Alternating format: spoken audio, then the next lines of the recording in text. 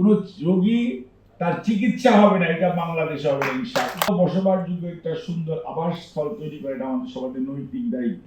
আমাদের বর্তমান সরকার মাননীয় প্রধানমন্ত্রী জনাব তারেক রহমানের নেতৃত্বে আমরা কমিটেড যে আমাদের সরকার কাউকে সে যে ধরনের যে সমাজের যে সোসাইটির যে কর্নারেই থাকুক না কেন, যে ব্যাধি তার থাকুক না, কোনো রোগী তার চিকিৎসা হবে না, এটা বাংলাদেশে হবে না ইনশাআল্লাহ।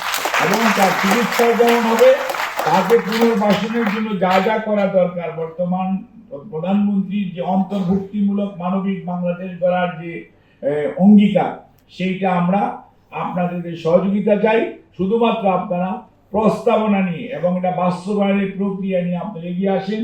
সরকারের আমার মন্ত্রণালয় তো আছেই, এর বাইরেও যদি আরো কোনো সহযোগিতা প্রয়োজন থাকে, সরকার বদ্ধপরিকর এই দেশের মানুষের সত্যিকার অর্থে স্বাস্থ্য ব্যবস্থা নয়, তাদের সার্বিক উন্নয়নে এবং একটা মানবিক একটি বাংলাদেশ যেখানে সবাই বসবাস করতে পারবে।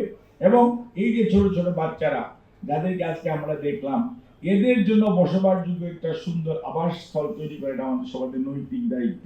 কাজেই আপনারা নিজেরা ট্রেনিং নেন, নিজেদের স্কিল বাড়ান, এবং যারা বিশেষ করে উপরে আমার নার্স বোনেরা আছেন, আপনাদেরকে অনুরোধ করবো, you need to very careful.